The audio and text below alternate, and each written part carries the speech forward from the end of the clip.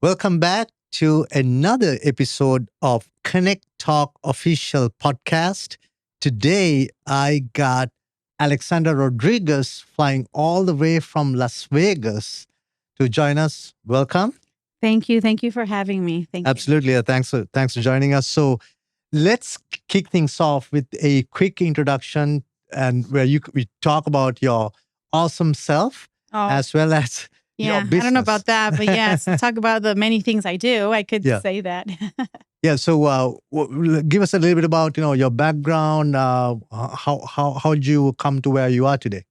Well, I was basically born in a tax office, you could say. Yeah. My father and mother sort of had a small little mom and pop shop, and the family just grew into that business, tax business. And I guess seeing my parents struggle with financial illiteracy, Yeah. um, I started learning more about what it is that the rich do and the poor don't. Right. Why the rich stay rich and why the poor stay poor. And I got into a lot of financial education. So as I took over my parents' business, we expanded it with many helping businesses grow their businesses. And it just, from a little part in East LA, it grew to I think we're in 5 locations now and, nationwide.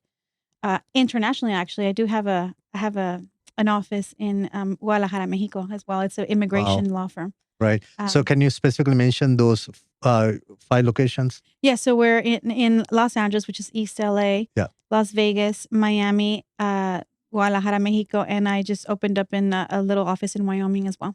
Can you specifically talk about the services that you provide your clients? Yeah, for sure. So I like to, we have 3 main ones that are just, tax, business, and immigration. Mhm. And in tax, there's personal and there's business tax preparation, correct? Right. And then in business, there's just so broad spectrum of services that, a entrepreneur or a business owner requires, right? We need bookkeeping, we have payroll, we have, if you start making money, you need tax plan strategies. People think that your tax preparer is supposed to be saving you money is the biggest misconception of all.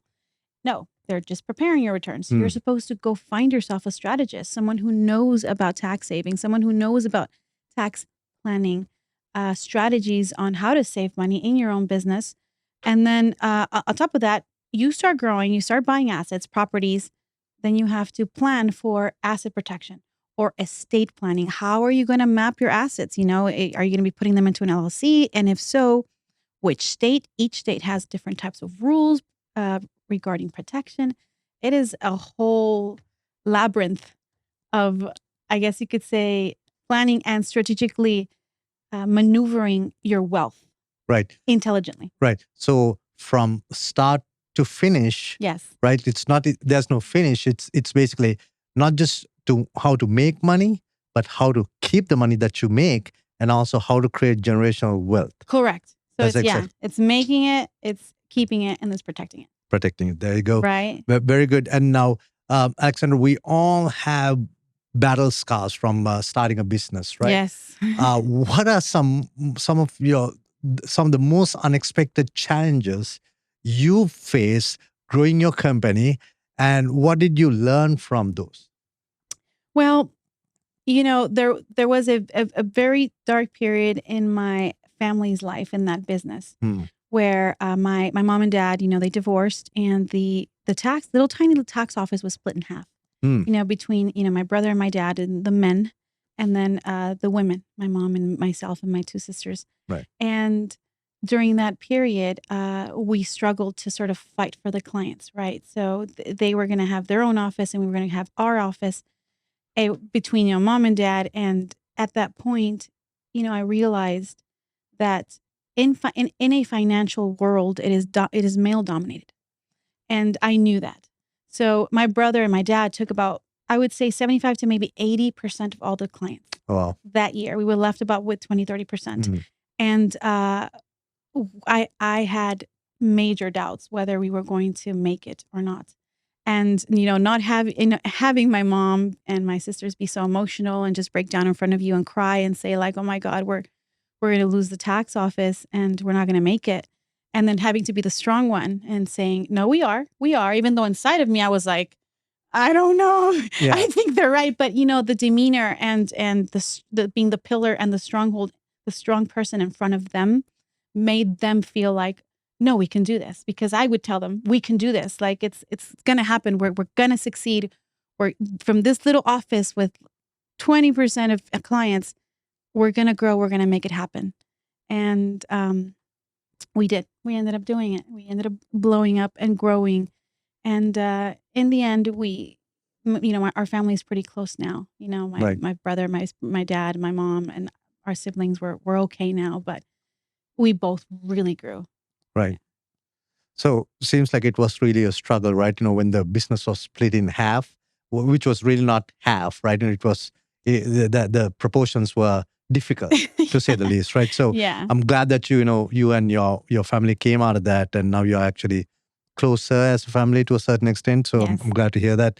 Now, as you scale your business, right? First it was just your mom, you and your sister, right? I'm sure you obviously now have employees, and Yes. as you scale the business, you have to attract rock star team members, Yeah, right? 8 teams. Yeah, 18 players. 18 players. What are the things that you look for when you are attracting 18 players? And before we started, you shared with me about an 18 player that you recently hired, right? Yes. So maybe you can speak a little bit to that as well. Okay, so when you in business, there's different levels of growing, right? You have you get started, all of a sudden you start getting into a real type of business, right? Yeah. And one of the first stepping stones is hiring your first employee. You think like, oh my God, I'm gonna have to split my salary, and he's gonna take it, and I'm not gonna have enough, once you start taking those milestones of hiring people, you'll start realizing, oh, okay, this is not so bad. It's growing because they're taking on the load. And all of a sudden you have your team, and your employees are going to be the thing that challenge you the most. I tell people, like, if you want to transform who you are as a person, have employees, have a team. Right. And my employees have made me grow and have pushed my limits and completely made me change who I am, right? Because as a business owner, you want a certain result. And once you have employees, you realize, okay, now I want to reach another level of success. And you realize that the people who took you where you are now are not the same people that are going to take you to where you're headed. Right. And I'm not saying, hey, go and fire everybody and then bring on better people. No, I'm just saying that you're going to have to invest in the people that you have. Yeah. And teach them to have a different mindset and a different mentality. And if they're willing to go, the distance with you, to grind, to push yourself to the next level, that's your A person there, right? You can either hire an A person, or you can create an A person, and it is by investing in them in courses, self-mastery courses, education, financial education, flying them across the country, and having them attend masterminds, then talking to them about what they learned, implementing it, just nurturing them. I mean, I'm not a mom. I have no children, but my goodness, my employees definitely feel like they're my children. The care and the nurturing is there. And I did recently just got a, I was praying for a director of operations. You take those assessment tests, and you get to see, okay, you're an adventurer, you're a dreamer, you're always the one making all these ideas, but who's there to implement them? Right. And it's not easy to find such a great operations and systems person. I say that the best dynamic, the best duo is to, be the visionary, but always have your operator, your implementer. Right. And I didn't have that implementer. So I went to a mastermind. I went to a very, an influencer through a little 2-day mastermind about, personal branding, and praying about it, putting it out there, and the first person who comes and sits with me in that mastermind is a person that said, "Oh, what do you do?" And he's like, "Oh, I consult in operations and systems. I'm a sort of like a part-time director, COO." And I'm just like, "I want your information. What do you do?" And he's like telling me his curriculum, like his his resume, all the companies that he's just structured. And I'm just like, I need you in my life. Where have you been? And he was in Las Vegas. He's a local Las Vegas. So I Right. was like, That's helpful, right? yes, Yeah. I live in Las Vegas and I also live in Los Angeles, and he's a local in Vegas and LA. Mm. So he lives in both areas as well. And so do I. And it's, we've really gotten along. And, finding these A people, you can, especially if you go out there and you surround yourself with people that are like-minded and are constantly throwing, events, podcasts. Mm. You make business friends. You ask them, hey, do you know so-and-so? Or do you know somebody who can do this for me? And you all start helping each other out. Yeah. No, that's fantastic that you found your A player for your CEO role, which you was trying to fill all this time. And I completely get it as an entrepreneur. When you are traveling a lot, when you are at different events and you are doing all this media blitz and speaking engagements, Correct. You feel like you lost control of the actual business, which is making you money, because there's no one back home. Yes. Mommy and daddy aren't home, right? They are not at home, right? It becomes like, and the kids get to party. Right, exactly. And so for all any entrepreneurs who are listening or watching this video, who are owner operator, especially owner operator, right? By yourself, doing everything from finance to running the business to sales and marketing. Listen to what she just shared with us. You gotta hire a team. It's very hard to hire that first employee, right? It's super hard because now you're thinking, I'm gonna split all my earnings with this other person, right? But if you can get past that mentality, you get to discover gold, because you will not only build a team for yourself, you will really create generational wealth for others as well, because now you are giving employment for others and helping their families, right? And you actually said something very interesting right there. When you do start hiring people, now your purpose changes. Yeah. Now you're just like, okay, now I have to hustle. It wasn't just for me anymore. Yeah. But now if I don't hustle, my employees don't get to eat. Yeah. Their families don't get to pay their bills. And that's a whole different level of responsibility. Yeah. It's a lot of responsibility. So, Alexandra, you built a thriving business, right? It's thriving. It's getting there. Yeah. So from outsider's view, it's very thriving, right? It's fantastic. It pays the bills. It does. It does. So share with our viewers and listeners here, what is a surprising fact that can save them all big time in taxes, but a lot of people just overlook it. They don't know about this one little strategy, maybe one little hook, one little thing. Well, it's not really like a strategy. There is a lot of strategies out there, right? I had mentioned it earlier, like when people use certain people for other things, right? If you can just hire people in their specialty, as opposed to having to give somebody a job that they're maybe a jack of all trades, as opposed to a master of one. I think that is one of the tips that I would recommend anybody in business is, when you want to do something and there's a task or something that you want to accomplish. For instance, if you say, hey, I want tax strategies, I need tax advice on how I can grow to wealth or deduct, look for a particular person that masters that. Don't go to your tax preparer, your CPA, which they've spent years just preparing based on IRS compliance and putting all your information into a document on rules. Don't go to him and start asking him all these questions. What he doesn't specialize in telling you what to do with your money. He doesn't specialize in how to do tax strategy or deductions, right? I think that I've learned that the hard way. I've always tried to give people that don't master something a task or a job, or having them, hey, squeeze an answer from something they really don't know nothing about, but sometimes they're trying to impress you. They want to just get your business, and they tell you they know how.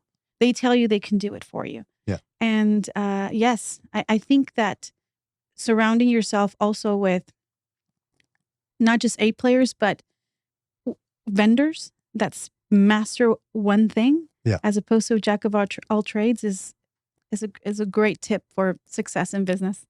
There you have it. You heard it all. You want to go after people who, especially in this space, who knows what they're doing, right?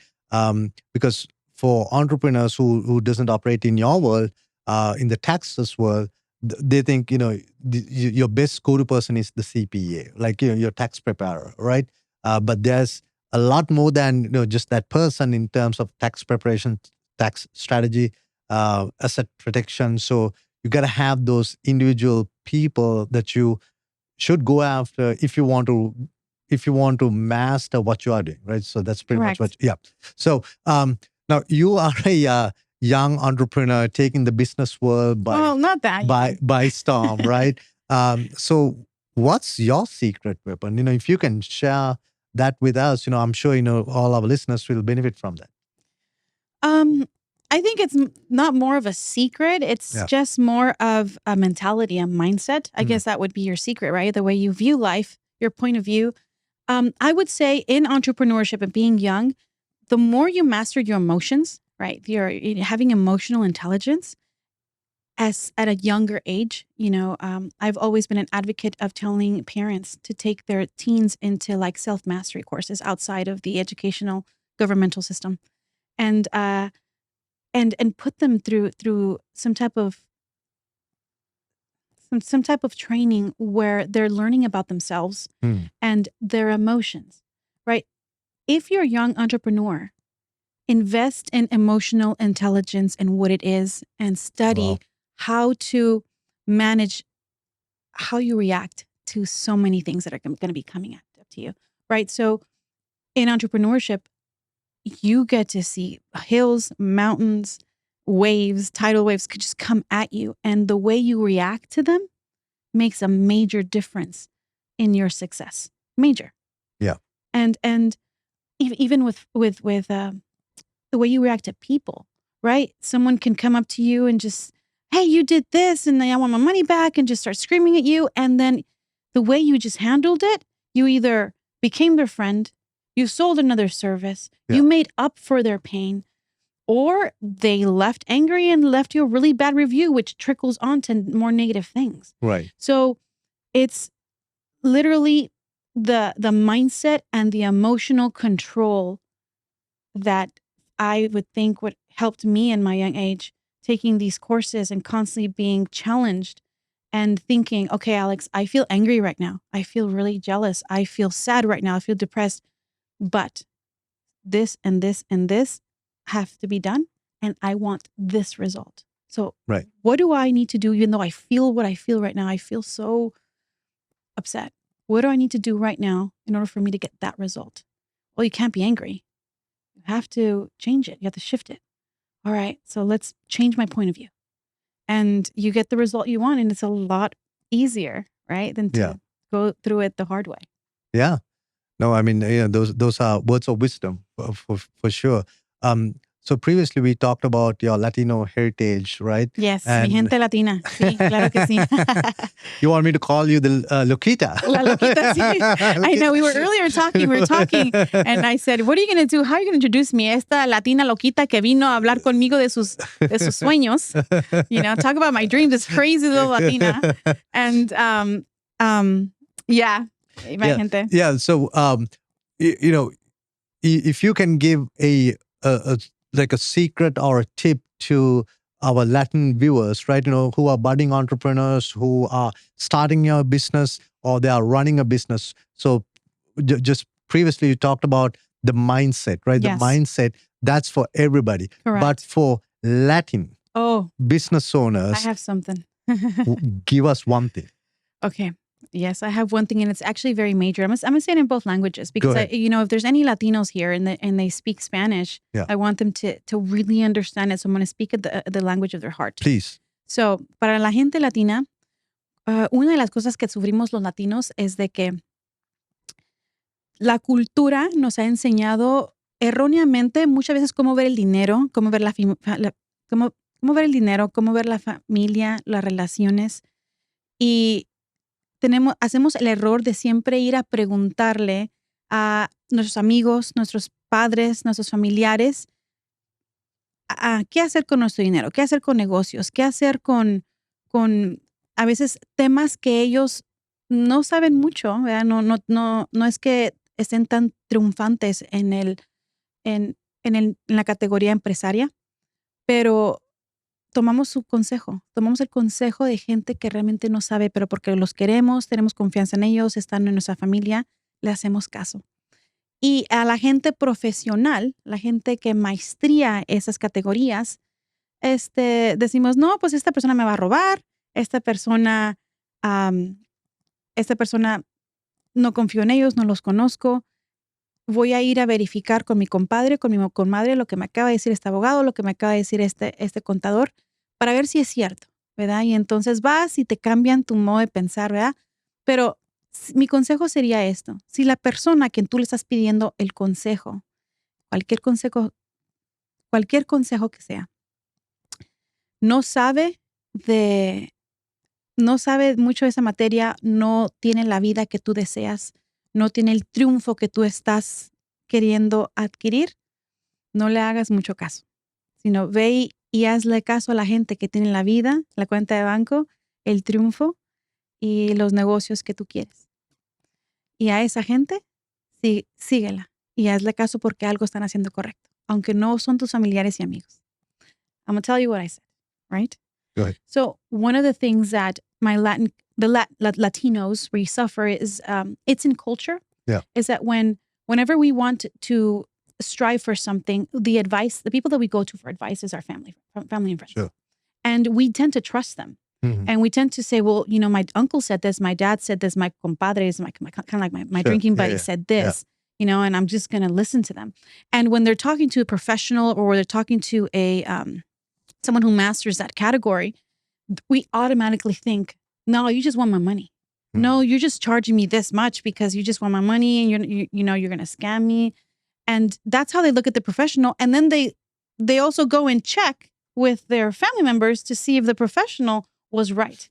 And what I'm telling them is that we need to break that. We need to listen more to the person that you admire their bank account, their lifestyle, their wisdom, their success. If you admire their life, their success, and where they're at, listen to them. They're obviously telling you something that they've done themselves, right? Don't go and then ask your family, and family. your cousins, and they're going to discourage you. They're like, no, don't listen to them, bro. Mhm. Like, don't listen to them at all. They're going to just take your money. That's all they do. And it's not necessarily true. When it comes to professionals, like I've had to pay a lot of money to people that I know are mastering or are in a level that I want to be in. And I've had to pay to receive that knowledge. Right. And I've learned that in the game of business and in money, right, you pay sometimes for knowledge, wisdom, and proximity. And even to just be in those rooms, Correct. right? Just to be in the room with the like-minded entrepreneurs who are doing bigger, better, great things themselves, right? That's how you and I met. Yeah, that's exactly how we met. We were in right? a very powerful room. Yeah, we were remember in a that, very right? powerful room. Yeah. Yeah. So I was blown away by your vision. That's thank you. exactly, and I think I've shared this with you. I was just blown away by your vision because when I spoke with you, you shared with me that your vision in one statement. You said that I want to open 200 offices around the country. That's all you said, right? And I'm like, great. I'm glad that's the vision. That's a very quick vision statement. No frills attached. The mission of how you're gonna get there, those are the details. But you basically laid out your vision.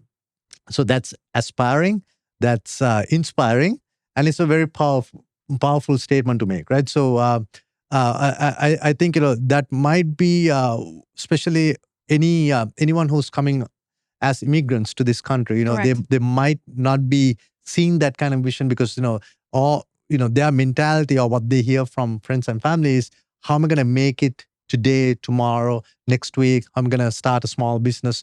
They lack that big vision. I can take over the world kind of vision because you can really. Yeah. You can, right? You just have to have that vision and then execute on it, right? So thank you for sharing that. Oh, thank you. Yeah. I've learned through my years that if you don't have a vision that scares you, it's not a vision. Yeah. It has to intimidate you. It has to scare you. Yeah. And there's many ways to go about that vision. If I told you, hey, I want 200-300 places, the vision is mainly just to cause an impact nationwide, right? Yeah. There's many ways I can go about that. Yeah. Yeah. So previously you mentioned that you've been working on building your team, right? Mhm. And talk to us a little bit about what kind of technology investments that you made Mhm. to help you with this journey, because in this world that we live in, technology shrinks time for us, right? It makes us do bigger, better things very Yes. easily. Yes. So if you have done anything, So yeah, just say. I have two. My company grew as we've been Yeah. talking about, and we outgrew our systems and processes and operations, our CRM. So I've been going crazy for about 2-3 years trying to search for a great CRM. I finally found a company, that's in Mexico that customizes a CRM specifically for you. Like they come into Oh, your wow. business, they check every single detail of what you do for business, and they make it for you. Right. So I invested in that. And then recently also, I guess for a while, I've had a dream and a vision of an app that I wanted to design. And I've tried to twice and I failed at them. And I don't want to say I failed. I didn't, because it became a successful website, but not the app yet. And I could not find the team, the A team, to be able to bring that to fruition. And I did. This is why we're talking. Right. It's an app. I don't want to get much into it until I start developing it more and the trademark goes through, right? Yeah. But I grabbed from my money and I invested in something that I know that once it's out can make a huge impact and a huge difference on everybody in the nation. So we'll see how that goes, but it's something that I've had for about 5 years, and up until I found an A team to implement it, it was just there on the shelf until I, met them. Yeah. And I was so excited. I couldn't even, my dream sort of the spark, it started burning again. The little Right. wick started burning. You mentioned a very important thing when it comes to app development, right? Since I'm in the space, I can obviously talk about it. It's so important that you find that A team, right? Because Correct. we come across so many situations where someone has hired somebody off the streets, similar to your experience. You burn through a lot of money, time, effort, and then you end up with a glorified website, right? Or maybe not, right? Yeah. So you want to have whether you are working on a piece of custom software or an app or a really good website, you still want that A team to be on your side, and also not come as just a development team, but actually come in as a partner Yeah. of your success, Yeah, right? yeah. So it's so important, and I'm glad that you brought it up. Yes. No. And again, if we don't take risks, right, we'll never get what is it called, breakthroughs. Yeah. We'll never get breakthroughs. Yeah. And people are afraid of taking risks. And I think that if we didn't, we wouldn't be extraordinary. Yeah. We would just be ordinary. Yeah. Right. Absolutely right. So I'm a risk taker. I do feel the fear, right? Emotional intelligence. Even though I feel the fear and I'm intimidated, I still take the action. That's perfect. So give us maybe top 3 tax strategies every entrepreneur should be aware of, but they might be missing it. Okay. Well, mostly are based on niche, right? But one of the most basic ones is that if you do either have an office and have a home, you can always write off your home office. And normally it goes based on square footage and or percentage, right, of your home utilities, your personal utilities, your Even the office kitchen, right? space. Yeah. Well, it's because your office space, but as you're working there in your little office, you go to the bathroom. Yeah. You go to the kitchen to get a snack, Yeah. right? Your snacks, your Costco snacks. You're just like, what? It's like, yes, we're now in the era ever since 2020, the whole COVID, stay at home. A lot of us started working remote, right? Yeah. So what can you write off from your home? What percentage can you write off of your home? Now that you are working from home, or even if you did still have an office, you still come home sometimes. You open up your laptop and you're trying to respond to somebody because you just got home. Yeah. You use a lot of your personal life, especially entrepreneurs, as you use a lot of your personal expenses for your business. And Yeah. people don't realize that, right? So we have that. We have a home office, and you can write off a lot of your personal household expenses. Mhm. A second one that I can think of would be people with children, right? If you have children, you have to you pay expenses to them anyway, right? Mhm. You give them school supplies. If it's a baby, diapers. You have to spend for your children. How do Sure. you write it off? If you're Right. an entrepreneur, there is a way to hire your kids. And I don't want to say hire your kids, but you could really hire your kids, Right. pay them either less than, I think it's now 13,000, 12,000 Yeah. in a payroll into a bank account where the kid is a representative, but you are the manager of the bank account. Pay them, payroll into that account, and they can then, that money that you're using to pay your child, right? I'll tell you what you can use your child for. That could be now spent on child expenses, Wow. right? Wow. Like, Okay. so you're like, well, Alex, how can I put them on payroll? They have to do something. What if it's Yeah. a baby? Well, babies, they model. Yeah. Can be Put quite. them on your business card. Yeah. Cute models. Your child, if you knows how to read, have them start filing, have them start putting things away, have them, be the office organizer. It's something that there's something you can find for your child to do. Put them on the websites, on advertisements. If you do YouTube videos, if you do content, have your child talk about maybe a little bit about your business, have them be funny. Right. And it, brings you, so all that. You're anyway putting all those pictures online. Correct. Right. So Yeah. you don't have to worry about that. Make a picture maybe with your logo on it, Yeah. right? Yeah. And if it actually brings you sales, people they Yeah. love children. Yeah. So use that and pay them through your business into an account that their names are on it, right? They're the custodian, but you are the manager of the account. Right. You can then, that's how you write off your children's expenses legitimately. Right. Right. You can also, people like, well, I want a Ferrari, men, right? I want a Ferrari and I want a Lamborghini and I want to show off this. And how can I deduct it? I said, just put it in display for the media. Right. Put it on a business card. Right. Rent it out. Yeah. Right. Because, those cars, they cost like $6,000, $9,000, $10,000, $15,000 a month. Rent it out. Yeah. Say, hey, you can rent out this beautiful car. Start making it into the business. You now have a car and you're writing it off. Right. Right. Yeah. So Perfect. it's just so many things that you can creativity. Yeah. Creativity. Yeah. I mean, creatively. Creatively do in order for you to be able to, get the deductions you want with the life you want to have. Yeah. Perfect. All right. We're going to do a rapid fire round. These are Jesus. true and false answers. These are very quick, rapid fire. I'm going to basically read it out from my list here, and you're going to just say true or false. Okay. All right. First one. Okay. You don't have to pay payroll taxes if you only hire part-time employees. It could be true and it could be false as well. Okay. We'll go to the next one. Filing jointly with your spouse always saves money. That's false. Okay. Home internet can be partially deducted as a business expense if you work from home. That's true. Okay. Entrepreneurs can deduct the cost of co-working space memberships. That's true. Business meals with clients are always 100% deductible. That's false. Keeping receipts of business expenses is only important for high earners who get audited. That's false. The cost of repairs and maintenance on your business vehicle is always fully deductible. That can be true. Okay. You can deduct the cost of employee gifts like holiday bonuses or birthday presents. That's true. Okay. All right.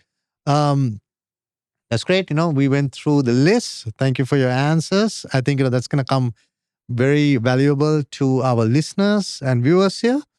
And to wrap things up, what's the best way for people to find you online? Oh. And if there is anything about IRB tax that you would like to call out before we wrap things up, this is the time to do it. Well, I've recently started, a personal social media, something that I was pushed into by, a few friends in business, right? Financial friends that kept Yeah. saying, you need to put yourself out there. Yeah. And it's pretty much through across the social media. I'm Alexandra Rodriguez. I am Alexandra Rodriguez. Yeah.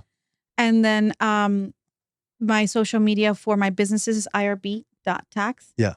Or irbusiness.com. All of those. And I'm rebranding, by the way. I'm rebranding my business. And you will be seeing that as well.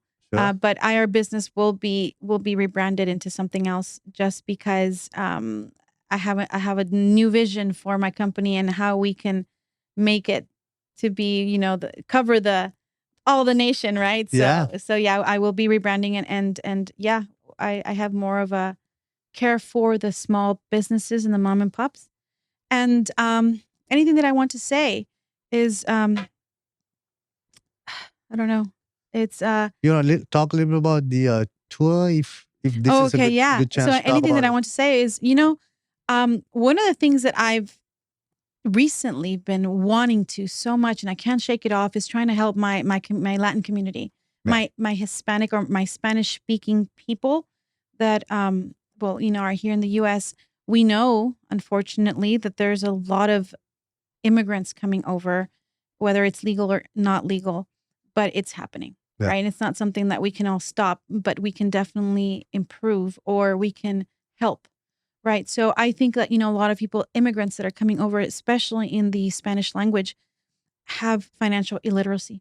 So I am sort of thinking about going around nationwide and doing some type of presence, like a stage. Yeah. Like a kind of like a business tour, right? Like a business tour, but in Spanish. Just because, if we want to keep America the way America is, we have to teach people, I guess you could say, capitalism, right? And what is capitalism in itself? It's, the freedom of us being able to have our own business and scale it to where we want. Right. Right. And not a lot of people have the education of what it is, how to maneuver it, why the rich stay rich, what do they do? Why is it called the land of the free? All of these things is because, America is the way it is, right? And if we change that, we'll change our country. And I think we'll probably be the last free country, and we don't want to lose that. So let's keep educating people on what really the potential of what you can do here in America in entrepreneurship and in business and in wealth. You keep educating them in whatever language. And right now I feel like the language that is needed is Spanish. Then America will stay America, right? And if you keep people financially illiterate, which is something I feel like we can get into, which I think the government's doing, we will lose it. Right. We will lose it. Right. So, knowledge is power, what they say. Yeah. Remove the knowledge and we'll lose everything. Yeah. So this tour will be focused on really educating the Latin community about growing their businesses, capitalism, entrepreneurship, business, and true wealth. Like, True what do people do here? What do wealthy do here really with their money to make it grow? Right. What are the rules they follow Yeah. that the poor don't know about? Right. I want to educate them. Very good.